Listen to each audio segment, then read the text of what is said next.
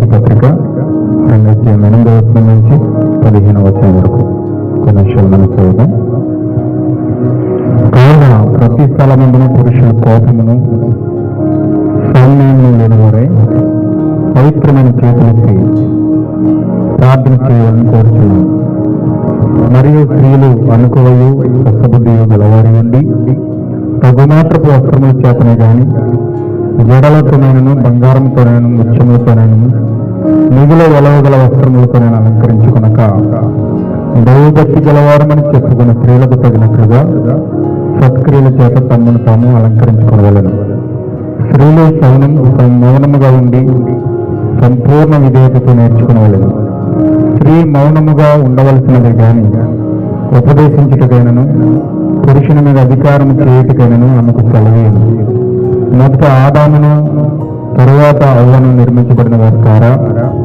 మరియు ఆదాము మోసపరచబడలేదు గాని స్త్రీ మోసపరచబడి అపరాధంలో పడి అయినను వారు స్వస్థ బుద్ధి కలిగి విశ్వాస ప్రేమ పరిశుద్ధతల యందు నిలకడగా ఉండిన ఎడల శిశు ప్రసూతి ద్వారా ఆమె రక్షించబడిన. దేవాక్యం దీవించిన గాక. చిన్న ప్రార్థన చేసుకుందాం. మహోన్నతుడా, సర్వశక్తిమంతుడా, సజీవుడా, యుగముల బండ నీ స్తోత్రములు ప్రభువా. ఇదిగో తండ్రి యొక్క ప్రభు సమయంలో మాకు ఇవ్వబడిన ఉపవాస ప్రార్థనను బట్టి నీకు వందనములు, స్తుతులు, స్తోత్రము చెల్లిస్తూ ఉన్నారు. ఈరోజు ఈ ప్రత్యేక దినంలో ప్రభువా మేమందరం ఈ విధంగా కూడి నిన్ను ఆరాధించడానికి, స్తుతించడానికి, ఘనపరచడానికి నువ్వు అవకాశం మాకు ఇచ్చావు. ఈ ఆరాధన ద్వారా మేము స్తుతించాము, గణపరిచాము దేవా. ఇప్పుడు ప్రభు కొన్ని విషయాలు మేము మాట్లాడుతూ ఉండగా ఈ ఉపవాస ప్రార్థన ప్రభువా నువ్వు మాతో మాట్లాడండి. దేవా నీ బిడ్డలను దర్శించండి. నీ బిడ్డలకు ప్రభువా హృదయాలు దర్శించండి. వారు నీ హృదయంలో ప్రత్యక్షత పొందుకొని ప్రేరేపణతో చక్కగా వాక్యములను విని చక్కగా ప్రేరేపణ పొందుకొని ప్రేరేపణ ద్వారా ప్రార్థించడానికి ప్రార్థన హృదయాలు ఇక్కడ కూర్చున్న అందరికీ మాకును దయచేయండి ప్రభువా. కృప దయచేయండి ప్రభువా. నీ ప్రార్థన లేకుండా మేము ప్రార్థించలేదు, ఆత్మ లేకుండా ప్రార్థించకూడదు ప్రభువా. పరిశుద్ధాత్మలో నుంచి మేము ప్రార్థించాలి. దేవుని వాక్యం మాట్లాడుతుండగా ఆ పరిశుద్ధాత్మ మా పైకి వచ్చిన గాక. ప్రభువా నీ వాక్యం ద్వారా మమ్మల్ని సరిచేసి నీ చిత్తమంతా మాతో మాట్లాడి నీ సంకల్పమంతా మాకు తెలియజేసి ప్రభువా సంకల్పాన్ని పట్టుకొని మేము ప్రార్థనలోకి వెళ్ళడానికి మా మోకాలు బలపరచండి ప్రభువా. సడలిన మోకాలను బలపరచండి. దేవునికి అప్పగిస్తూ కృప చూపించమని ప్రభు అయిన యేసుక్రీస్తు నామములో ఈ ప్రార్థన అడుగుతున్నాం తండ్రి. ఆమేన్. హల్లెలూయా. దేవుని నామమున మహిమ గాక. సమయంలో ఉపవాస ప్రార్థన చేయడానికి సిద్ధపరచుకున్న మీ అందరిని బట్టి ప్రభువైన యేసుక్రీస్తు నామమున మీ అందరికీ నా వందనాలు ప్రత్యేకంగా తెలియజేస్తున్నానండి. అందరికీ వందనాలు. God bless you all. Shalom. I love you. ఈ సమయం మనం కొన్ని విషయాలు నేర్చుకుని ఆ యొక్క నేర్చుకున్న విషయాలు బట్టి ప్రత్యక్షత ద్వారా మనము ప్రార్థనలోనికి వెళ్దాం.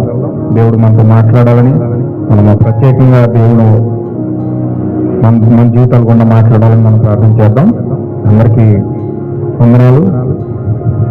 ఈ సమయంలో ప్రత్యేకమైన వర్తమానము దేవుడు మనకి ఇచ్చిన దాన్ని బట్టి దేవుని మనకు మహిమ, ఘనత, ప్రభావం చెందిన. హల్లెలూయా. నిజముగా ప్రార్థన మన జీవితాల్లో ఎంత అవసరం అండి. ప్రార్థన లేని జీవితాలు ఖచ్చితంగా కొలాప్స్ అయిపోతాయి. ప్రార్థన లేని జీవితాలు ఇంజన్ లేని బండి వంటిదంట. ప్రార్థన లేని జీవితం ఏంటండి? ఇంజన్ లేని బండి అంటే అది వెళ్ళదు, ఎదరికి వెళ్ళదు, ముందుకు రాదు. అది ఇంజన్ లేకపోతే కదలలేదు. అలాగే మన జీవితంలో కూడా ప్రార్థన అనేది ఒక ఇంజిన్ లాంటిది. ప్రార్థనే మన జీవితాలకు విశ్వాసం తీసుకొస్తుంది. ప్రార్థనే మన జీవితాల్లో ప్రత్యక్షత తీసుకొస్తుంది. ప్రార్థన ద్వారానే మనము దేవుడి దగ్గర నుంచి ఏదైనా ఆశీర్వాదం పొందుకోవాలంటే అది ప్రార్థన ద్వారానే సాధ్యమవుతుంది. హల్లెలూయా. ప్రార్థన లేని జీవితంలో ఏమీ పొందుకోలేరు, ఏమీ వారి వల్ల కాదు. ఖచ్చితంగా ప్రార్థన చాలా అవసరమైనది. ప్రార్థన కాలం యొక్క ప్రవక్త అన్నాడు, మోస్ట్ పవర్ఫుల్ వెపన్ అన్నాడు. అంటే దాని అర్థం ఏంటంటే అత్యంత శక్తివంతమైన ఆయుధం ఏంటంటే ప్రార్థన. అంటే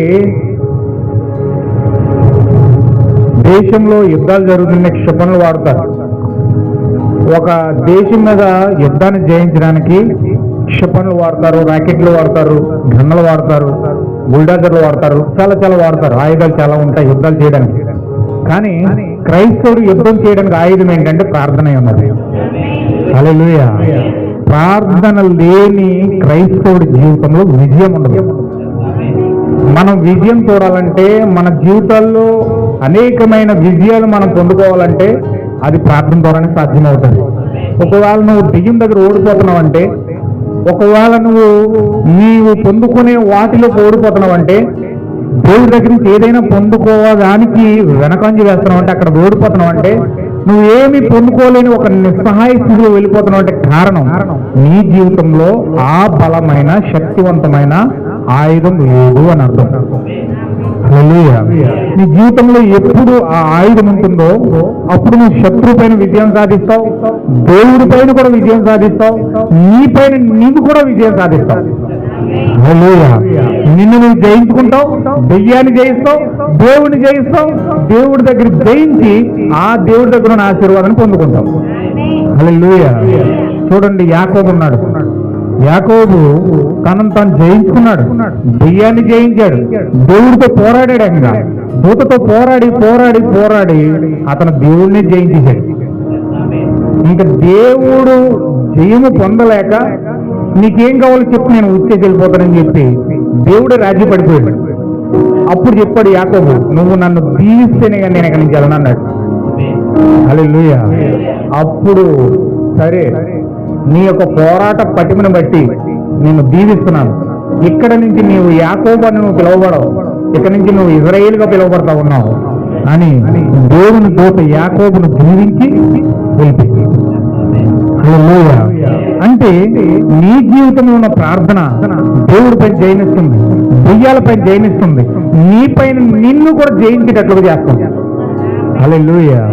అటువంటి శక్తివంతమైన ప్రార్థన, the most powerful weapon is the prayer. అది మనం ఎప్పుడైతే పరిపూర్ణంగా మన జీవితాల్లో కలిగి ఉంటామో అప్పుడు మనం దెయ్యాల పైన విజయం సాధిస్తాం, లోకం పైన విజయం సాధిస్తాం, దేవుడి పైన విజయం సాధిస్తాం, ఆఖరికి మనమే విజయం సాధించి ఒక శక్తివంతమైన పవర్ఫుల్ మ్యాన్, ఒక మనిషిగా, పరిపూర్ణమైన మనిషిగా మన జీవితంలో మారిపోతాయి. హల్లెలూయా. ఇక మన ముందు ఏ శక్తి నిలబడదు, మన ముందు ఏ యొక్క దెయ్యాలు నిలబడవు. ఆ శక్తి ఎప్పుడైతే పేతురు పొందుకున్నాడో దేవుడు చెప్పాడు, ఒకవేళ నీ ఆ శక్తి కనుక నువ్వు పొందుకుంటే పాతాళంలో ఉన్న దెయ్యాలను వచ్చి నీ ముందు నిలబడినా సరే అవన్నీ ఓడిపోతాయి అన్నాడు. హల్లెలూయా. పాతాళంలో 20 కోట్ల దెయ్యాలు ఉన్నాయి, అవన్నీ వచ్చి నీ పైన పడ్డా కానీ అవి విజయం పొందలేదు, అవన్నీ కూడా ఓడిపోతాయి. ఈ కాలమే ప్రవర్తన్నాడు బోర్ల పండుగ అనే మెసేజ్ లో అని ఏమన్నాడంటే, ఒక విశ్వాస పైనంట పాతాళంలో దెయ్యాలన్నీ గన్నలు గురిపెట్టి ఉంచాయంట. పాతాళంలో 20 కోట్ల దెయ్యాలన్నీ కూడా గన్నలు గురిపెట్టి వచ్చాయంట. చూడండి, ఒక వ్యక్తి దొరికాడు అనుకుని కుర్రగా 10 మందికి ఆచేసి మధ్యలో ఒక వ్యక్తి ఉన్నాడు నిస్సహాయుడిగా, మోకాళ్ళు చేతులు పైకెత్తి. వెంటనే వాళ్ళందరూ కూడా గన్నలు పట్టుకుని ఎక్కువ పెడితే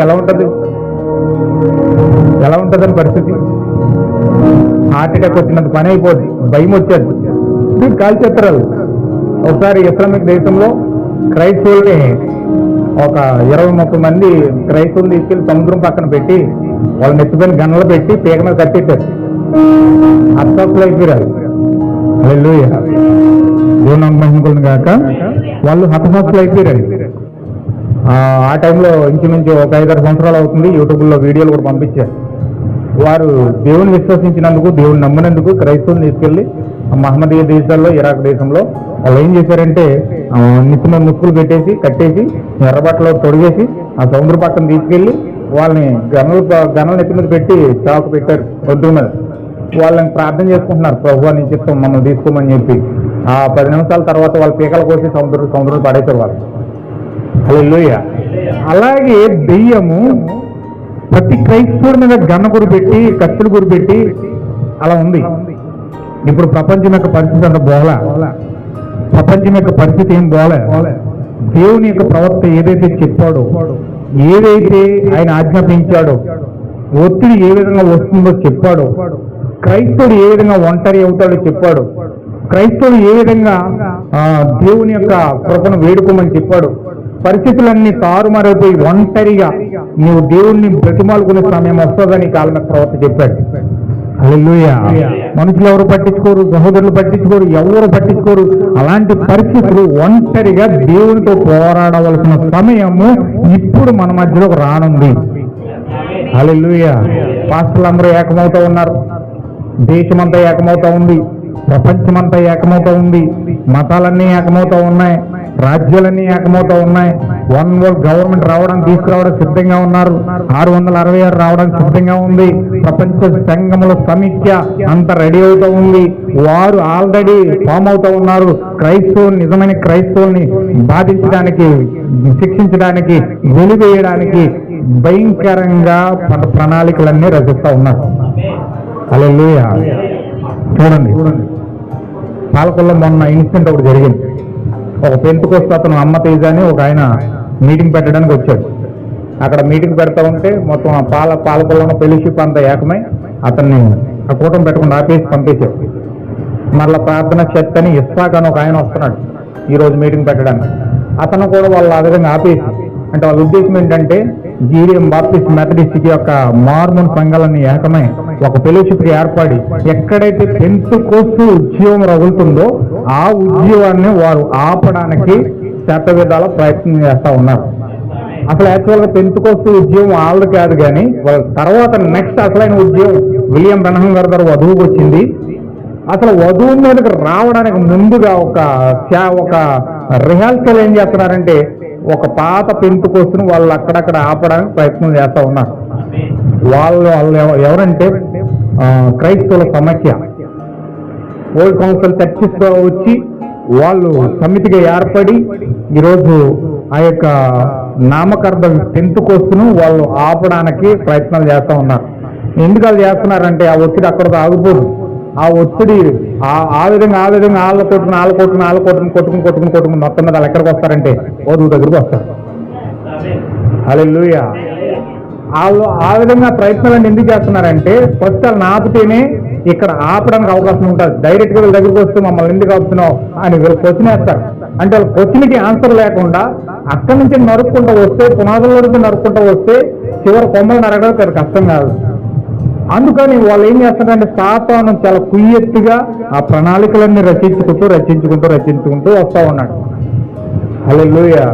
అయితే నిజమైన వాక్యమును, నిజమైన సత్యమును మనం పట్టుకొని, నిజమైన వాక్యాన్ని మనం పట్టుకొని, నిజమైన జీవాన్ని పట్టుకొని మనం ఈ విధంగా విడిచిపెడితే మనం కుదరదు. కానీ ఖచ్చితంగా ఏ వాక్యమైతే ప్రవక్త మన జీవితాల్లో పొందుకోమని చెప్పాడో, ఏ వాక్యమైతే మన జీవితాల్లోకి ఖచ్చితంగా ఆహ్వానించమని ప్రవక్త ద్వారా మన దేవుడు మనం మాట్లాడాడు, ఆ విషయాలన్నీ కూడా మన జీవితాల్లో చేర్చుకున్నప్పుడు, పొందుకున్నప్పుడు ఖచ్చితంగా దేవుడు మన జీవితాల్లో చేయవలసిన కార్యాన్ని చేస్తాడు. హల్లెలూయా. నా ప్రియమైన సహోదరులారా, ఖచ్చితంగా ఇది సమయం చాలా గడ్డు గడియ, పరిస్థితి చాలా విషమించింది, చాలా శృతి మించిపోయింది, పరిస్థితులు ఏం బాగలేదు. సమయాన్ని వృధా చేయొద్దు. దయచేసి మీరు సద్వినియోగం చేసుకోండి. ఎప్పుడు మీకు ఖాళీ ఉంటే అప్పుడు వాక్యం చదవండి, ఎప్పుడు మీకు ఖాళీ ఉంటే అప్పుడు ప్రార్థన చేయండి, ఎప్పుడు మీకు ఖాళీ ఉంటే అప్పుడు దేవునితో మీరు గడపండి. దేవుడి దగ్గర నుంచి ఆ యొక్క అమూల్యమైన పరిశుద్ధాత్మను మీరు పొందుకోవడానికి ప్రయత్నం చేయండి. పరిశుద్ధాత్మ గడ్డు గడియలో మనల్ని రక్షించడానికి, విడిపించడానికి పవర్ఫుల్ ఆయుధమై ఉన్నది. అదే మనల్ని విడిపించి ట్రాన్స్ఫర్మేషన్ చేసి మన మధ్యాకాశం తీసుకెళ్లే ఆయుధమై ఉన్నది. హల్లెలూయా. అందుచేత నా ప్రియమైన సహోదరులారా, చాలా జాగ్రత్తగా మీరు గమనించండి. దేవుని వాక్యాన్ని మీరు ఏమాత్రం కూడా నిర్లక్ష్యం చేయొద్దు. ప్రభు యొక్క వాక్యము మీ జీవితాల్లోకి వచ్చినప్పుడు ఖచ్చితంగా దేవుడు సహాయం చేస్తాడు. హల్లెలూయా. దేవుడు నాకు మహిమ కలుగును గాక. ఈ సమయంలో మనం వాక్యం చూద్దాం. ఇక్కడ తిమోతి పత్రికలో మనం చదువు. ఇక్కడ పురుషులు సైన్యం పొందుకొని కోపమంతా తీసివేసుకుని పవిత్రమైన చేతులెత్తి ప్రార్థన చేయమని కోరుతా ఉన్నాడు. ఎందుకు పురుషులకి ఆజ్ఞాపిస్తా ఉన్నాడంటే, ఎందుకు పురుషులకి ఆ విధమైన ఆజ్ఞను జారీ చేస్తా ఉన్నాడంటే, ఇప్పుడు ఖచ్చితంగా స్త్రీ సంగమునకు సాదృశ్యమై ఉన్నది. హల్లెలూయా. స్త్రీ ఏమై ఉన్నదండి?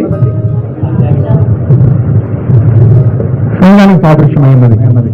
ఇప్పుడు ఒక సంఘము ఖచ్చితంగా పరిశుద్ధాత్మను పొందుకోవాలంటే, ఒక సంఘంలోనికి జీవం రావాలంటే, ఒక సంఘంలోనికి పరిశుద్ధాత్మ రావాలంటే అది పురుషుల నుంచి రావాలి. హల్లెలూయా. స్త్రీకి పరిశుద్ధాత్మ లేదు. స్త్రీకి పరిశుద్ధాత్మ డైరెక్ట్ గా పొందుకునే కార్యం దేవుడు పెట్టలేదు. బైబిల్లో దేవుడు కరాఖండితంగా ఆజ్ఞాపించిన ఆజ్ఞ ఏమిటంటే, పురుషుడి యొక్క విత్తనంలో నుంచి స్త్రీ జీవకణమను పొందుకోవాలి.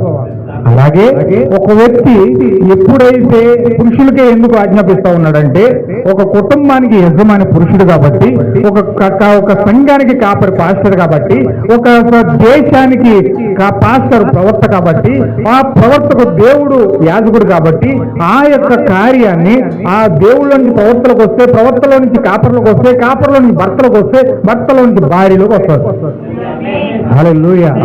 అంటే ఇది ఒక లైన్, ఇది ఒక క్రమం, దేవుడు పెట్టిన క్రమం. ఇది ఒక కుటుంబానికి దేవుడు పెట్టిన క్రమం ఏంటంటే, దేవుని యొక్క జీవము డైరెక్ట్ గా ఒక పాస్టర్లోకి రాదు, ఒక దేవుని యొక్క జీవము డైరెక్ట్ గా ఒక భర్తలోనికి రాదు, దేవుని యొక్క జీవము డైరెక్ట్ గా ఒక భార్యలోనికి రాదు. దేవుని యొక్క జీవము ఎక్కడికి వస్తుందంటే ప్రవర్తనలోనికి వస్తుంది. హల్లెలూయా. ఈ ప్రవర్తనలోకి వచ్చిన జీవాన్ని కాపరి పొందుకోవాలి. కాపరి పొందుకొని ఆ కాపరి ఏ కుటుంబం అయితే ఆ సంఘంలో వెంబడించబడుతుందో, ఏ కుటుంబం అయితే ఆ సంఘాన్ని వెంబడిస్తుందో, ఆ కుటుంబంలోని యజమాని భర్తల్లోనికి ఆ జీవం వస్తుంది. హల్లెలూయా. ఇప్పుడు ఆ భర్తల్లో నుంచి భార్య ఆ జీవాన్ని పొందుకోవాలి. హల్లెలూయా. అది చేత ఇది ఒక క్రమం. చాలా మందికి ఈ విషయం తెలియదు కాబట్టి, దేవుని యొక్క నియమం తెలియదు కాబట్టి భర్తలను పక్కనెట్టేసి, ఆ యొక్క జీవకణాన్ని పక్కనెట్టేసి వీళ్ళే డైరెక్ట్ గా దేవుడి దగ్గరికి వెళ్ళడానికి ప్రయత్నం చేస్తారు. ఈరోజు డినామినేషన్ చేసే ప్రయత్నం అది. ఈరోజు దేవుని యొక్క వాక్యాన్ని కాదని, దేవుని యొక్క చిత్తాన్ని కాదని, దేవుని యొక్క ప్రణాళికని కాదని డినామినేషన్ సంఘాలు ఏం చేస్తున్నాయంటే, డైరెక్ట్ గా ప్రవర్తన కాదని, పాస్టర్ని కాదని వీళ్ళే డైరెక్ట్ గా దేవుడి దగ్గరికి పొందుకోవడం ప్రయత్నం చేస్తా ఉన్నారు. That is denominational spirit. అది డినామినేషన్ యొక్క ఆత్మ అన్నది, సంస్థ యొక్క ఆత్మ అన్నది. ఈ సంస్థ యొక్క ఆత్మ ఏంటంటే, దేవుడి దగ్గరికి డైరెక్ట్ గా వెళ్ళి పొందేసుకోవడం ప్రయత్నం చేస్తారు. హల్లెలూయా. ఆ సిస్టమ్ దేవుడు అసలు బైబిల్లో పెట్టలేదండి. దేవుడు ఆ సిస్టమ్ అసలు బైబిల్లో లేదండి. దేవుని యొక్క సిస్టమ్ ఏంటంటే, ఆయన యొక్క సిస్టమ్ దేవుని యొక్క జీవం ప్రవర్తనలోకి వస్తే, ప్రవర్తనలో నుంచి పాస్టర్లోకి వస్తే, ప్రవర్తనలో పాస్టర్లో నుంచి కుటుంబ యజమానికి వస్తే, ఆ యజమాను నుంచి ఆమె పొందుకోవాలి. హల్లెలూయా. అందుకే ఈ యొక్క స్త్రీలు ఎలా రక్షించబడుతున్నారంటే, కేవలం వారు డైరెక్ట్ గా దేవుడి దగ్గర నుంచి పొందుకునే జీవంలో రక్షించబడట్లేదు. కానీ ఇక్కడ తిమోతి పత్రికలో దేవుడు మాట్లాడుతున్నాడంటే 18వ వచనంలో, తిమోతి పత్రిక 2:18 వచనంలో ఏమంటున్నాడంటే, అయినను వారు స్వస్థ బుద్ధి కలిగి విశ్వాస ప్రేమ పరిశుద్ధతల యందు నిలకడగా ఉండిన ఎడల శిశు ప్రసూతి ద్వారా ఆమె రక్షించబడును. ఆమేన్. హల్లెలూయా. ఏమన్నాడండి? శిశు ప్రసూతి ద్వారా. అంటే శిశువు ఎవరంటే, ఆ శిశువే ప్రభువైన యేసుక్రీస్తు అయి ఉన్నాడు. ఆ శిశువే ప్రభు అయిన యేసుక్రీస్తు అయి ఉన్నాడు. ఆ యేసుక్రీస్తు శిశువు రూపంలో నీ జీవితంలోకి ఎలా వస్తున్నాడంటే, పరిశుద్ధాత్మగా నీలోకి వస్తా ఉన్నాడు. ఆమేన్. హల్లెలూయా. ప్రభువైన యేసుక్రీస్తే పరిశుద్ధాత్మగా నీలోకి వస్తా ఉన్నాడు. ఎప్పుడైతే పరిశుద్ధాత్మగా నీ జీవితంలోకి వస్తా ఉన్నాడో, సంఘంలోనికి ఆ యొక్క పరిశుద్ధాత్మ వస్తా ఉందో, ఆ పరిశుద్ధాత్మ సంఘము పొందుకున్నట ద్వారా ఆమె రక్షించబడతా ఉంది. హల్లెలూయా. రక్షణ అంటే ఏదో నీటిలో ములగడం కాదు. రక్షణ అంటే ఏదో బైబిల్ చదవడం కాదు. రక్షణ అంటే ఏదో నీతి కార్యాలు చేయడం కాదు. రక్షణ అంటే ఏదో పాటలు పాడడం కాదు. రక్షణ అంటే ఏదో కొన్ని కార్యాలు మనం చేయడం కాదు. కానీ రక్షణ అంటే అసలైన నిజమైన రక్షణ నువ్వు పొందుకున్నావు అని చెప్పడానికి నిజమైన కారణం ఏమిటంటే, నీ జీవితంలోకి ఒక శిశువు రూపంలో పరిశుద్ధాత్మ వస్తూ ఉంది. ఆమేన్. హల్లెలూయా. ఒక శిశువు రూపంలో పరిశుద్ధాత్మ వస్తూ ఉంది. ఎప్పుడైతే ఆ శిశువు నీ జీవితంలోకి వచ్చిందో, ఆ పరిశుద్ధాత్మ నీ జీవితంలోకి వచ్చిందో, అప్పుడు నీవు పరిపూర్ణముగా రక్షించబడ్డావని అర్థం. హల్లెలూయా. అందుకే చాలా మంది రక్షించబడ్డామని బాప్తిజం పొందుకుంటారు, లేకపోతే పాటలు పాడతారు, ప్రార్థనలు చేస్తారు, యాచనలు చేస్తారు, అర్పణలు అర్పిస్తారు, రకరకాల కార్యాలు ఏవో చేస్తూ ఉంటారు. కానీ వారి జీవితంలో రక్షణ అనేది కనబడదు. వారి జీవితంలో రక్షణ పొందకుండానే రక్షించబడ్డామని చెప్పుకుంటూ అనేకమైన కార్యాలు చేస్తూ ఉంటారు, ప్రార్థిస్తూ ఉంటారు, పాటలు పాడుతూ ఉంటారు, వాకింగ్ చదువుతూ ఉంటారు, భక్తిగా ఏ కార్యాలు చేయాలో అవన్నీ కార్యాలు చేస్తూ ఉంటారు. కానీ వారి జీవితాల్లో రక్షించబడకుండానే రక్షించబడ్డామని చెప్తారు. హల్లెలూయా. కానీ నిజమైన రక్షణ ఏమిటండి? నిజమైన రక్షణ ఏమిటంటే నీ జీవితంలోనికి ఏం రావడం అండి? ఏం రావడం? పరిశుద్ధాత్మ రావడం. నీ జీవితంలోకి ఎప్పుడైతే పరిశుద్ధాత్మ వచ్చిందో అప్పుడే నువ్వు రక్షించబడ్డావని అర్థం. హల్లెలూయా. దేవుని మహిమగలను గాక. చూడండి, ఇక్కడ కొన్ని విషయాలు మనం చూద్దాం. యేసుక్రీస్తు యొక్క దైవత్వం అనే మెసేజ్ లో ప్రవక్త చెప్తా ఉన్నాడు. 86వ పేరాలో యేసుక్రీస్తు యొక్క దైవత్వం అనే మెసేజ్ లో 86వ పేరాలో చెప్తున్నాడు అనమాట. ప్రవక్త చెప్తా ఉన్నాడు. చూడండి, నేడు సంఘము చారుతో కూడిన విందు భోజనాలు, రకరకాల వంటలతో కూడిన భోజనాలు కలిగి ఉన్నది. చూడండి, ఎవరు చక్కగా వస్త్రధారణ కలిగి ఉన్నారు, ఎవరు ఆడంబరముతో మందిరానికి వెళ్ళడం, గొప్పల కోసం వెళ్ళడం, ఎవరికి శ్రేష్టమైన చక్కని మందిరం ఉంది, కూర్చోవడానికి అతి శ్రేష్టమైన కుర్చీలు, ఎవరు చక్కని సంగీతం అందిస్తారు, అది ఇది చేస్తారు, ఎన్నెన్నో చేస్తారు. కానీ అసలైన దానికి అనగా క్రీస్తుకు మాత్రం చోటు అనేది లేకుండా వాళ్ళు చేస్తా ఉన్నారు. ఆమేన్. హల్లెలూయా. అంటే భోజనానికి ఇచ్చిన ఇంపార్టెన్స్, వస్త్రధారణకి ఇచ్చిన ఇంపార్టెన్స్, రకరకాల వంటలకు ఇచ్చిన ఇంపార్టెన్స్, ఆడంబరాలతో మందిరానికి వెళ్ళడానికి ఇచ్చే ఇంపార్టెన్స్, గొప్పలు చెప్పుకోవడానికి ఇచ్చిన ఇంపార్టెన్స్, ఎవరికి శ్రేష్టమైన మందిరాలు ఉన్నాయి, చక్కగా కూర్చోవడానికి ఏసీలు ఉన్నాయి, కుర్చీలు ఉన్నాయి, సంగీతాలు ఉన్నాయి, అన్ని కూడా దానికి ఇంపార్టెన్స్ ప్రజలు ఇస్తా ఉన్నారు. కానీ వారి జీవితాల్లో క్రీస్తుకు మాత్రం చోటు లేకుండా చేస్తా ఉన్నారట. హల్లెలూయా. అంటే మందిరాలకు ఇచ్చిన ఇంపార్టెన్స్, వాళ్ళ సుఖ సౌకర్యాలకు ఇచ్చిన ఇంపార్టెన్స్, వాళ్ళకి ఆశలు కోరికలకు ఇచ్చే ఇంపార్టెన్స్ క్రీస్తుకి ఇవ్వడం లేదు. ఈ కాలంలో ప్రవక్త అంటూ ఉన్నాడు, ఈ కాలంలో దేవుని యొక్క పిల్లలు, దేవుని యొక్క కుమారులు కుమార్తెలు అని చెప్పుకోబడిన వారు వారి జీవితాల్లో ఇచ్చే ఇంపార్టెన్స్ దేని మీద ఉన్నదంటే చర్చిల మీద, వస్త్రధారం మీద, తిండి మీద, గృహాల మీద, లేకపోతే పాటల మీద, సంగీతం మీద, అన్నిటి మీద వాళ్ళు మనసు పెడతా ఉన్నారు. కానీ క్రీస్తు మీద మనసు పెట్టలేకపోతా ఉన్నారు. హల్లెలూయా. ప్రార్థన తప్ప అన్నీ చేస్తారు, ప్రార్థన చేయలేరు. చేయడానికి వారికి ఏవేవో ఉన్నాయి, ఇంకెంత మాత్రము వారు ప్రార్థించలేరు, వారు ప్రేమించలేరు. ఒకప్పటి వాళ్ళు దేవుణ్ణి సేవించడం లేరు. వసతి గృహంలో, లాడ్జిలో ఆయనకు చోటు లేదు. స్నేహితుడా, ఇది అంత్యకాలము. వసతి గృహంలో ఆయనకు చోటు లేదు. నిజానికి వసతి గృహం అనే దానికి అర్థం ఏమిటో నాకు తెలియదు, కానీ నేను దాన్ని అంత్యకాలానికి అన్వయిస్తా ఉన్నాను. హల్లెలూయా. చూడండి, ఎంత ఆయన ఉద్రేకముతో, బాధతో ఆయన ఈ విషయాలు మాట్లాడుతూ ఉన్నాడు. ప్రజలు అన్నిటికీ ఇంపార్టెన్స్ ఇస్తూ ఉన్నారు, కానీ ప్రార్థనకి ఇంపార్టెన్స్ ఇవ్వట్లేదు. అసలు వారి జీవితంలో ప్రార్థించలేకపోతా ఉన్నారట. వారి జీవితంలో ప్రేమ లేదట. వారి జీవితాల్లో దేవుని యొక్క ప్రేమను పొందుకోవడానికి బదులుగా ఏవేవో కార్యాలు చేస్తూ దేవుణ్ణి సేవించకుండా సంఘాలను ఒక వసతి గృహాల్లాగా, అంటే ఒక లాడ్జీల కింద మార్చేశారట. హల్లెలూయా. లాడ్జీలు చూడండి, జనాలు వెళ్తారు, ఏదో ఊరు వెళ్తారు, బహుశా లాడ్జీ తీసుకుంటారు. లాడ్జీలు తీసుకుని అందులో నైట్ అంతా ఉండి వాళ్ళు విశ్రాంతి తీసుకుని తెల్లారిని వాళ్ళకి వెళ్ళవలసిన ప్లేస్లోకి వెళ్ళిపోతారు.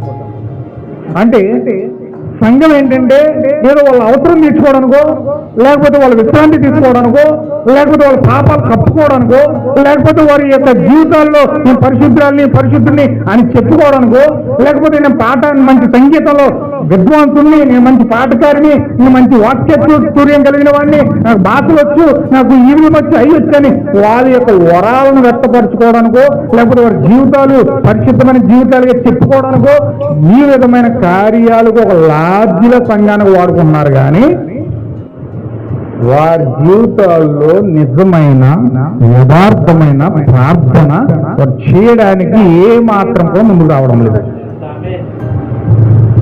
హల్లెలూయా.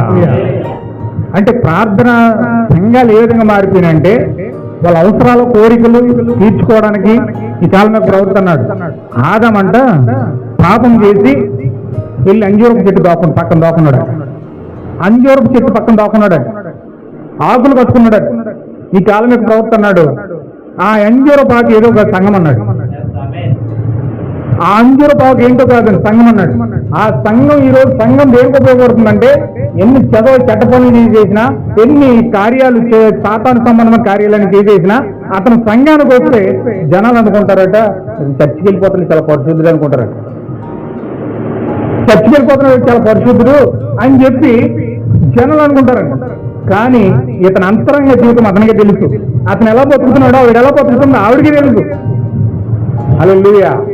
సంఘం చుట్టుపక్కల జనాలు అనుకుంటారు ఇతను అలా సంఘానికి వెళ్తున్నారు, చర్చికి వెళ్తున్నారు, చాలా పరిశుద్ధులు, చాలా నీట్గా ఉంటారు, యథార్థంగా ఉంటారు, ప్రజలు అనుకుంటారట. కానీ వీళ్ళ పాపాలను తప్పుకోవడానికి, ప్రజలు అలాంటి నీతివంతమైన మంచి పేరు తెచ్చుకోవడానికి, మేము పరిశుద్ధులమని చెప్పుకోవడానికి ఆ అంజూరపు ఆకును కట్టుకుంటారట. సంఘం అనే ఆకును కట్టుకుంటారట. హల్లెలూయా. దేవుడు నాకు మహిమ కలుగును గాక. అయితే ప్రజలు చూడండి ఒక లాడ్జిగా వాడుకున్నారు సంఘాలు, చర్చిని. అంతే తప్ప నిజముగా ప్రార్థన చేయడానికి వాళ్ళు రావడం లేదు.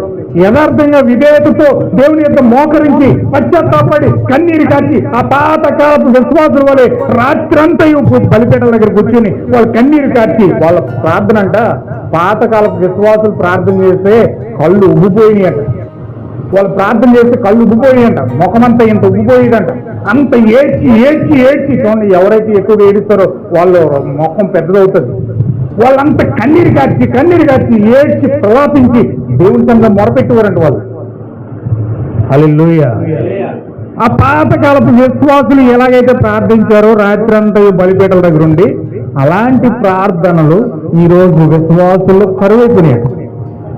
హల్లెలూయా. ఏదో షోకేజ్లో ఐటమ్ పెట్టినట్టుగా కొంచెం వెళ్ళి ఆ మంచం పక్కనే ఓ 10 నిమిషాలు ప్రార్థన చేసి ఏదో చేసామన్న పేరుకి మన మనసు తృప్తి కోసం ఒక చిన్న ప్రార్థన చేసి అలా మంచం మీద ఎక్కేస్తున్నారు తప్ప, లేకపోతే ఏదో చేసామన్న పేరుకి ఒక పావుగంట అరగంట ప్రార్థన చేసి మేము ప్రార్థన చేసేసామంటున్నారు తప్ప, నిజముగా దేవుడు లోనికి వచ్చే వరకు ఆ శిశువు ఆ పరిశుద్ధాత్మ లోనికి పొందుకునే వరకు పోరాటంతో చేసే ప్రార్థన ఈరోజు సంఘాల్లో కరువైపోయి అంటారు. హల్లెలూయా. నిజంగా పరిశుద్ధాత్మ పొందుకోవాలనే తపనతో కూడిన ప్రార్థన ఈరోజు విశ్వాసులు చేయడం లేదంట. హల్లెలూయా. అందుకే ఈరోజు దేవుడి దగ్గర నుంచి ఏం పొందుకోలేకపోతా ఉన్నారు ప్రజలు. అందుకే దేవుడి దగ్గర నుంచి ఏ ఆశీర్వాదం పొందుకోలేకపోతా ఉన్నారు ప్రజలు. వారు ఆ గొప్ప శక్తివంతమైన ఆయుధాన్ని ఆ